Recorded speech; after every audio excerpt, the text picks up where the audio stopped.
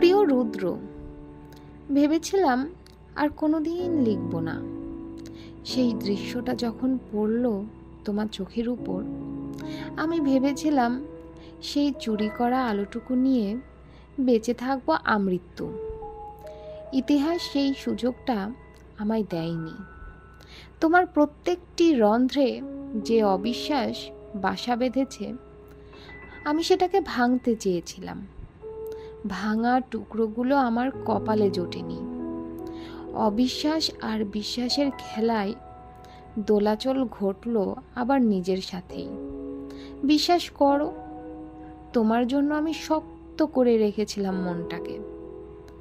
মনে রাখি নাই যেটুকু ভালোবাসা ছিল, সেটুকু দিয়ে আমি তোমায় আপন করতে চেয়েছিলাম। রাষ্ট্র কিংবা সমাজ কি বলল, এটা আমার কল্পনাতেও যে নেই।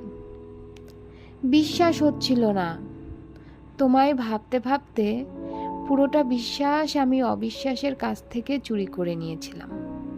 সুতপা, আমি জানি আমার অবিচ্ছেদ্য অংশ তুমি তোমার মাঝেই সবটুকুকে ঘিরেছিলে। আমাতেই তুমি, তোমাতেই আমি, এটাই জানি। শেষ বিকেলেও তোমারই অপেক্ষক।